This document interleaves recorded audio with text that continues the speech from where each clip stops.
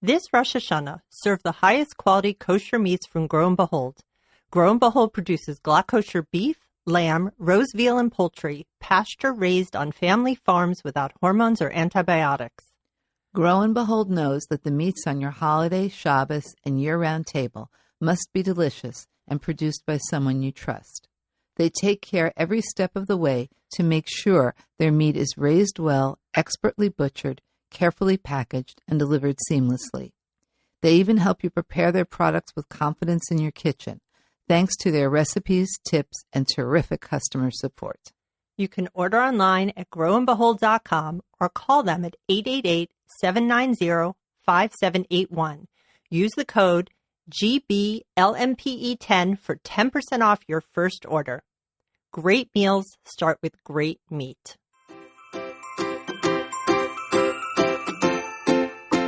Hello, and welcome to Let My People Eat, a podcast that provides satisfying talk about kosher nutrition. Here we clear through the clutter of nutrition speak, arm you with the clarity and confidence to eat, feel, and be your healthiest every day. I am Jill Sharfman, a board-certified holistic nutritionist living in Los Angeles. And I'm Dr. Andrea Moskowitz, a neuroscientist and psychiatrist in Los Angeles. I use my training and experience to integrate positive lifestyle changes into my patients' lives. Hey, Andrea. Hey, Jill. How's it going? It's going well. So my parents just made their plane reservations to fly from Pittsburgh to Los Angeles for Sukkot.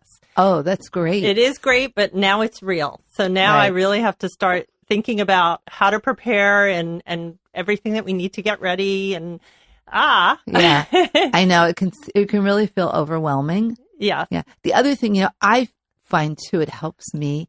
I have my standard things that I always make and everyone wants, but I like to just do some different things. Sometimes it sort of gets rid of the boredom in the kitchen, right? For me, yep. And makes me a little bit more excited to get into the kitchen to face the task of preparing for the holidays. Yeah, I agree. I need to keep myself entertained and be creative in the kitchen as well. Right. So lucky for you, we have our guest today is Naomi Nachman. Naomi's passion has always been her cooking. And in 2004, she started her own kosher personal chef business, the Aussie Gourmet. She's often sought after to give cooking demonstrations and produce kosher chopped competitions where she shares her immense enthusiasm for food. Naomi has her own cooking show on kosher.com called Sunny Side Up. She also hosts her own weekly show, Table for Two with Naomi Nachman on the Nachum Siegel Network.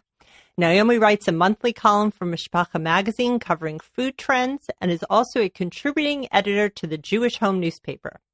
In 2017, Naomi published her debut cookbook, Perfect for Pesach, which is fabulous. And her second cookbook came out in November 2018, Perfect Flavors. Both are published with ArtScroll. Naomi currently lives with her husband and children in Woodmere, New York. Hey, Naomi. Hi, Naomi. Hey, how's it going over there in California? It's going going great. We finally got summer weather. It's pouring rain here in New York today. Oh, my God. Really? I'm so sorry. Yeah, hopefully we'll get some more summer sun before it disappears. Yes. Right. Oh, I hope so. It's going to get hot again. It always does. Usually, one can only hope. Yeah. Usually when we're sitting in the sukkah and it's like... Yeah, right? Although this year, I don't know. You don't know because it's late. Because it's late. Well, back east. Here, we can have warm weather in October. That's very, very true. So Naomi, you obviously, as a personal chef and a cookbook author, you have a lot of experience helping people get ready for Yontif, preparing for Yontif. So we want to hear some of your tips. But before we get into that, just want to hear more of your story. Like you grew up in Australia. How did you become so passionate about cooking? I don't know. I'd liked food. So, my parents, I come from a long line of good cooks. So I read a lot of this in the forward of my book, because I come from a long line of good cooks. Like everybody cooks in my family, my aunts, my uncles, my brothers, my cousins, my parents, everyone cooks. Okay. Also in Australia, if you wanted to eat Chinese food, you had to make it yourself. There aren't, in Sydney, at the time, there was no Chinese restaurant. Some have come and gone since. Right. But, you wanted Chinese, you made it yourself. So my parents are really adventurous cooks. I was eating raw tuna before anyone heard of the word sashimi in America, So my dad was like very adventurous, and my mum also. And so I just grew up eating great food. And then I just translated that into my home in, once I got married, living in America. Right. And so you travel a lot. I just came back from Korea and Japan. Oh my God. Nice. Tell us about that. Besides, I know being so jet lagged when you came back. I am so tired. I cannot get over this jet lag. I came back Thursday night. I'm still waiting to reset my clock, but it was incredible. It was worth it. I worked doing cooking demos on Miriam Schreiber's Kosher Legacy Tours. Okay. She has me come on to do demos of the regional foods that we go to. So, in India, I cooked Indian food. In Korea, I did some, Korean food. Like I try to match the foods that we go to from each country and to show people how you can go back home and make these regional foods back in New York or back in the States using ingredients that you can find at the kosher supermarkets. Okay. So it's not hard to find the ingredients. It's really not hard in this day and age with companies like Geffen making spring roll wrappers and Coco Korean kosher. They make the brand Coco. They make gochujang to make ribs, Korean ribs. Like everything's available these days. So it was easy. I've always been very creative in the ethnic food region. So it was a good fit with me and Miriam, and we've had a great time. I've gone on 4 tours with her. In fact, I'm just doing a write up now for Mishpacha magazine on it. So good. Wow. I can't wait I get to still relive the trip, talking about it with you and writing about it for them. Right. No, that's great. I can't wait to read. It looked like so much fun when I was following your amazing. Stories on Instagram. It really looked nice. Thank you. And then when I met you back in LA, you were here doing a kosher chopped competition. Yeah. Which looked like so much fun. So maybe just explain to our audience, for those people who aren't familiar with even regular chopped, what that entails. So I tell people it's a cooking game, right? You divide everybody into teams like you would a game, and whoever does it best wins, right? That's how a game usually works. Right. So I give everybody a mystery basket of ingredients. I give them 30 minutes to cook it up. And then I also set up a pantry so they can take a few things from the pantry items that they can be shared amongst everyone. Everybody's got those same ingredients. Everybody's got like a chicken or I don't want to give too much away. Okay. Right, a protein, a vegetable, something, another crazy ingredient, which has gone from gushers to marshmallow fluff. Oh my gosh. That's to fun. Popcorn. I'll give you a little clue there. Okay. And whoever cooks it up best, we have a team of judges, and they have to present, and the judge on taste, creativity, and presentation. I'll actually be in LA in October, late October for an event. Oh, good. You'll have to let me know. Okay. So I love doing those. I do those all over the country, and wherever you want to bring me, that's where I'll go. Okay, that's good. That's good. And have people blown you away by their creativity? And you know who blows me away the most? The kids. The kids are super creative. I think with things like Instagram, and I myself are very big on Instagram. Yes. The kids just see a lot, and I find the kids are super creative. As adults, we kind of get stuck in what we know and is traditional. Put a kid up there and blown away. I did a lot of chop competitions this summer in different sleepaway camps, and the kids just blew me out of the water. Yes, that's true. They don't have those same barriers that the adults have when they're entering it's really. It was amazing. Yeah, I love watching the Kids Baking Championship on Food Network. To me, I just so enjoy that. They're so adorable and so accomplished at such young ages. It's crazy. Yeah, it's crazy. Yeah. So we're here to talk about Yantif, because Yantif, it's a whole month, and it could be stressful. It really can. I mean, you have things like your lack of routine. Kids don't have school. You have guests, maybe your in-laws are coming, maybe you're going somewhere. And it's really hard sometimes to be besimcha when, especially I feel like the women, at least the women I know, take on the brunt of the housework and the cleaning and the hosting and the cooking. And, a lot of people are working, women working too. And I think it's really, people need to step back and kind of say, okay, how do I still have joy in the holidays and have a positive attitude, especially so your kids don't start to feel your anxiety and anxiousness around Yantif when it's supposed to be a very happy, fun time to spend with friends and family. So we want to talk to you obviously about food and what you've seen working as a personal chef in other people's kitchens. Like, what would you say your best ideas or your tips? How do you get ahead of the game? Okay, how to get ahead of the game. That's great. It's Rosh Chodesh this weekend, I believe, this Shabbos. Yep. Right, I'm not sure when this is going live. Yeah. It will be before Yontif, but yes, we are taping right around Rosh Chodesh. So right now when we're recording, it's 4.5 weeks to go. Right. Why not get started? Right? So write a menu. Okay. Invite your guests. And people go, oh my God, I can't think about that. It's still the summer. Well, you know what? You know it's coming. Right. You want to stay ahead of the game. Get with the program. That's what I say. Yeah. So, write your menus, get an Excel spreadsheet, write Rosh Hashanah 1. Mm-hmm. Right. There's 4 meals on Rosh Hashanah. Right. So write 1, 2, 3, 4. Mm-hmm. Plug in the guests that you're having, the amount, and then start a menu from that, whether you take a few different cookbooks, some different blogs, and then I write the menu. Like, say, if I'm having soup, right? So just say I want to do a tomato soup. So, tomato, I'll have to say it like how I normally say it. Tomato soup. Right, tomato soup from so-and-so's cookbook. Naomi Nachman's Perfect for Pesach cookbook. Right.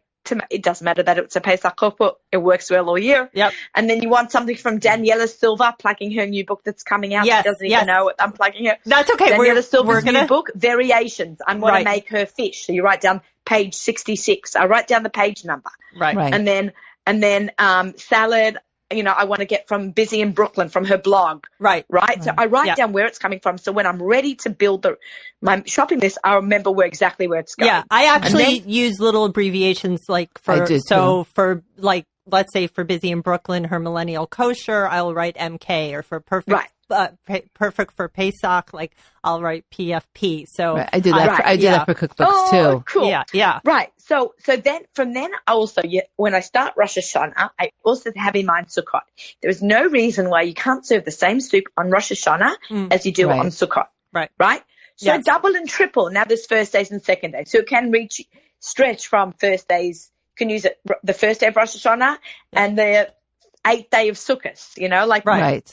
Make a cross-reference, right? Yes. But there's no reason why you can't double and triple soups. Mm-hmm. Yeah. Easy. Meats can get frozen. Actually, in my Perfect for Pesach, I have a great guide on freezing food. There is nothing wrong with freezing fresh food. Right. Freezing leftovers is not so great. I hear it. That's where people turn their noses up. Right. But if you make something fresh and you freeze it fresh and you seal it well and you label what's in it and when you made it and what it is, it's fine. And you have to know how to defrost it and cook and reheat it. Right. So a kugel can go from the freezer to the oven. Don't defrost it on the counter. Right. A chicken can get left in the counter or on the fridge overnight. Right. Depends on what you're cooking. Yeah. But, salad dressings, double and triple, they'll last 2 weeks. Yeah. Or baking. You can make 2 pans of brownies. Right. You can make exactly 5. I never make one of anything. Right. Never. No. Yeah. I also try and do that too, because it makes sense. And I'm a fan of doing like you do, putting things in the freezer. And I've actually, even though I have my menus planned out eventually, and I think I talked about this in our Preparing for Pesach episode, I actually I make a couple different kugels, I make my briskets, I make my chickens. So once everything's labeled, then I can go through and I can pick out and say, oh, let's have this chicken for dinner with this kugel. And I kind of can do a mix and match, which makes things way more flexible. Right. And what about getting the kids involved? Yeah, definitely get your kids involved. Ask them if there's anything they saw or they liked or you made during the year that you haven't made in a while that they would like to see. Like, it's fun getting them involved. They want to be involved. Yeah. And they get excited for the meals. I happen to love, I guess that's why I went into what I did, but I happen to love cooking. Yeah. And I get excited for the Chagim, like, it's fun times, it's family times, and once the hard work is done, you can chill. And there's no reason why you can't do a little bit of light cooking on Yom Tov. Rosh Hashanah, it's hard. Right. Because you're in shul a lot. But, I don't go crazy over Sukkot because I know I can throw something together simple and easy on Sukkot morning. Right. So I just have fun with it. Right. And also, you brought up being in shul on Rosh Hashanah. Also, keep in mind, you want to have snacks for your kids to bring on Rosh Hashanah, Yom Kippur. Definitely. Try and think about that in advance. Yeah. Healthy things, hopefully. But, and you know what's really good? That I found last year? 4th time I got it right. I actually bought my daughter. I got a book from Art Scroll, a story. One of the books about Henny Machlis. Okay. Right. Mm-hmm. The lady, the Rebbitzin from Israel, she passed away, and they wrote a book about the Hachnasas Orchen that she did. My daughter was 10 last year. Okay. She couldn't sit in shul for so long davening. Right. And she read a book sitting next to me in shul, and she loved it. And she's not a huge reader. Yeah. But find them some nice book that they can sit next to in shul and experience the davening in a different kind of way, just being in shul. And I feel like that's prepping her now as she's 11 and a half in bat mitzvah this coming year. Right. So she really enjoyed being in shul listening, and I found her humming the tunes afterwards, which I thought was really cute. Yeah, because there's that stage between they're a little too old to really be sitting in like the groups that they are having, but they're not quite ready to be sitting for a few hours in shul next to davening. Right. So I think it's hard for me. It's hard right. to sit still on a good day. So. Right. No, that's a great idea. Also, I want to remind people, when you're making your shopping list, don't forget things like yard site candles or your regular Shabbos candles, tea lights for your guests. Like just those, try and think a little bit. It's outside the box of things that you might need for Yontif. How's your, is your sukkah ready? Do you need to replace kach? Yeah. Another tip you can do is save your menus from year to year. Yes. I do that. I do that too. Yeah. And nobody's going to remember. And if it's going to make your life easier, then go for it. It's totally totally okay. And don't forget also your crock pot. That was another tip we got from Rivka Slotkin about using your crock pot. Put things in overnight, turn off in the morning, let it cool down, and freeze it. So I thought, that was a really good tip, because we just tend to use a crock pot for children on Shabbos, but I think it has so many more, ways to get. You can cook a lot of different things. You know what's really great? Like overnight meats also are great. Like I have imperfect flavors and overnight brisket. Is it short ribs with onion? My overnight corned beef. I have the onion flanken soup overnight in a crock pot. Mm-hmm. Right. Yes. You can even do my ribs, my Mediterranean-inspired ribs from Perfect for Pesach. Yes. You can put that in 200 degrees overnight. Oh, right. In the oven, you're saying, is instead of the crock pot. Instead of a crock pot. Right. Like overnighting meats. It's great. Like you can even make that on Yontif. Like after you've cleaned up. I know it's the last thing you really want to do. You can prepare it beforehand. Right. Like you're tight on oven space. So here's a great tip. You're tight on oven space. Right. You want to make ribs for the next day for lunch. But ribs take 3 hours to make. Mm-hmm. Low and slow in the ribs, covered at 325. So what you do is prepare everything before you go to bed. Put it in the oven. If you have one of those ovens that you can control the temperatures on Yontif, 200 degrees overnight. Right. And you can take it out by lunchtime when you come home from shul. Yeah, that's great. That's so smart. Yeah. Brisket. Go ahead. Briskets also. You want something that's not going to dry out. Brisket. Right. And flanken are your best friends because they are moist and juicy after 12 hours in the oven cooked on low. And, you'll come home from shul. You don't have to start warming food up. Right. It's already warm. That's really good. Yeah. What I do is when I marinate my brisket or my meats, I put them in a Ziploc with everything. So you can do that before and then just either that night before you go to sleep or in the morning before you go to shul. Like it's already there and ready to go, and just empty the Ziploc and cover it, like you said, and put it in the oven. It's simple. You've done the hard work already. You've already prepped it. Okay. Very good. So, so other things that we need to think about before, I guess, Naomi, you make lists, I make lists, Andrea makes lists. Do you have any tips for the people who it's hard for them to do that and to plan in advance? Or is it, you got to make lists? You got to make a list. Okay. You can't keep track. Yeah. The other thing I don't know any other way. Yeah. The one thing make the list. It keeps you like, there's a list in front of you. I update it every morning and every night. Yeah. You know what might help some people with doing this is they can use the audio option if they have on their phone. Yeah. And because there's some people, instead of sitting down and making the list, they can just sort of dictate it into that and then later transcribe it. Yeah. Because for some people, it's like they sit down to make a list and their mind goes blank. Yeah. But like if on the go, they kind of, I should do this, or I could get this, or I could get this. And then they can just kind of access it later. Yeah. Yeah. No, that's a good idea. I like paper and pen. No, I know, but I'm just, That's right. Yeah. Or an Excel spreadsheet. Right. Yeah. I mean, I do too. But Yeah. I'm just trying to think like for people who don't. It doesn't come naturally. Who don't operate that way so well. Yeah. This might be another way. Yeah, that's true. And don't forget, you guys can listen to the Let My People Eat podcast while you're cooking. It's or Table for Two with Naomi Nachman. Right. Yeah, it's like I think people like forgot how to listen to radio a little bit. We're also into Netflix that you think you have to sit down, but and watch. You don't have.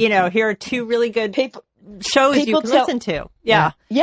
People tell me they listen to my radio show on the Nachman Siegel Network app, but it's also podcast on iTunes. Okay. But they listen to my app while they cook every morning on Friday mornings. Yeah. So, that's when my shows air on Friday mornings. Right. You can also listen onto the archives, but people said they listen to my voice when they cook for Shabbat. Yeah. So I'm excited about that. How perfect. No, I love that idea. That's right. We need to encourage more people to do those types of things because I hear from so many people, I don't know how to listen. I don't have time. But yes, we're all driving. We're all cooking. We're all walking. Everybody has time to listen, while they're doing something else because that's how podcasts and radio shows are meant to be listened. Right. And the other thing I think, kind of jumping off from what you said, Naomi, is when you're preparing for the holidays and everything, is to have your kids in there helping you. And because I found like, especially as my kids have gotten older, we really like when they come home. Like some of the things that we do are cook together. Right. When they're visiting, and it's like really fun and. Yeah. We have great conversations, and you just have to kind of relax around it and not be on too much of a timetable. But okay, well, Naomi, thank you so much. This was great. This was great. Everybody, check out Perfect Flavors and Perfect for Pesach, Naomi's cookbooks. You can also visit her website, theAussieGourmet.com. Follow her on Instagram at Naomi Nachman. Don't forget to follow me at Jill Scharfman. And thank you, Naomi. We wish you a wonderful Yontif. Yes. Thank you. Yeah. Have a great Yontif. Thank you so much. Thanks to you, ladies. All right. Thank you. Thanks. All right. Chag Sameach. Chag Sameach. And that is it for this episode of Let My People Eat. Please visit our website at letmypeopleeat.com and leave us a comment. Get in touch at our email at podcast@letmypeopleeat.com or call us at 317-659-0004. Post on Instagram, Twitter, or Facebook with the hashtag #LetMyPeopleEatPodcast. If you like this show, please make sure to leave us a 5-star rating and review on iTunes. Tell your friends and family and subscribe to us on Apple Podcasts. And please remember that although we are certified professionals, this is not a medical advice podcast. No content, posts, or comments should be interpreted as professional guidance. Always speak to your own health practitioner about making the right life changes for you. Until next time, I am Jill Scharfman. And I am Andrea Moskowitz. Thanks for joining us. And go in good health.